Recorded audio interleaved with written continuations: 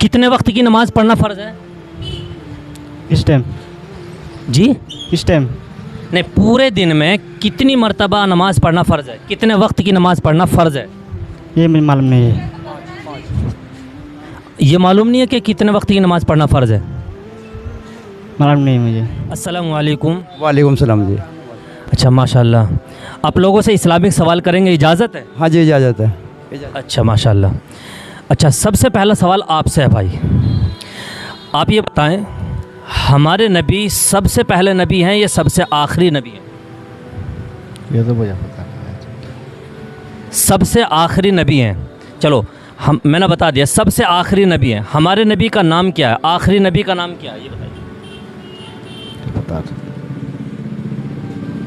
सबसे आखिरी नबी का नाम बताइए। मालूम नहीं है। हमारे नबी का नाम क्या है वो बताइए। मालूम नहीं है। अरे ऐसा मत करो भाई, हम मुसलमान हैं, है ना, और हमें अपने नबी के नाम का मालूम ना हो, पता ना हो, तो भाई ये तो हमारे लिए शर्मिंदगी की बात है, नहीं है?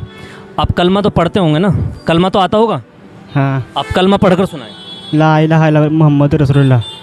और अच्छे से सुनाइए। ला इलाहा इल्लल्लाह मोहम्मद रसूलुल्लाह। हाँ माशाल्लाह, इसमें एक अल्लाह का नाम आया, ला इलाहा इल्लल्लाह, ठीक है, और दूसरा नाम आया है क्या? मोहम्मद रसूल। हाँ, मुहम्मदुर रसूलुल्लाह, ये हमारे नबी का नाम है। मुहम्मद हमारे नबी का नाम है। अच्छा माशाल्लाह। अल्लाह रब्बुल इज़्ज़त ने दुनिया में कितने पैगंबर भेजे कमोबेश?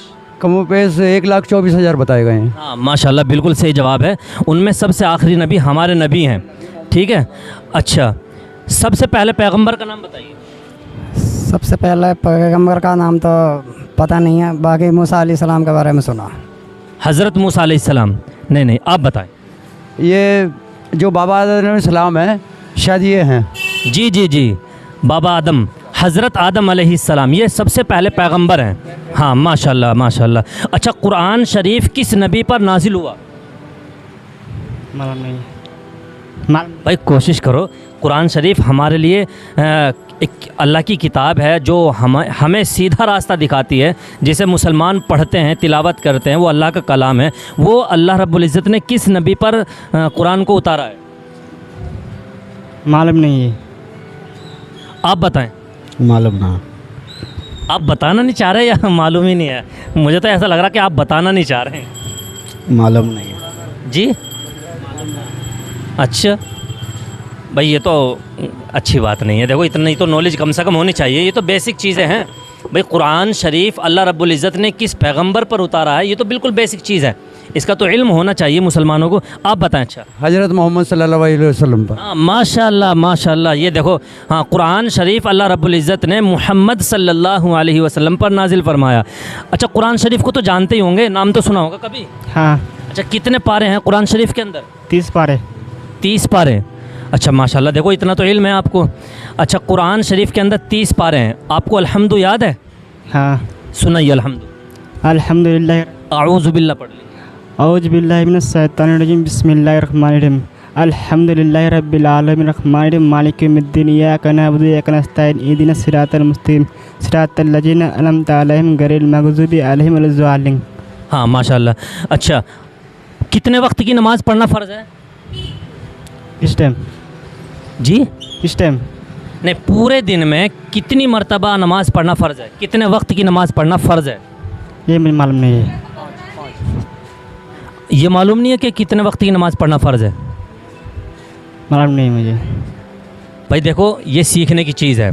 हर मुसलमान को इतना इल्म दीन सीखना जिससे उसको हलाल और हराम का पता चल जाए और उसको अपनी असल ज़िंदगी का मकसद समझ में आ जाए, इतना इल्म दीन का सीखना फ़र्ज़ है।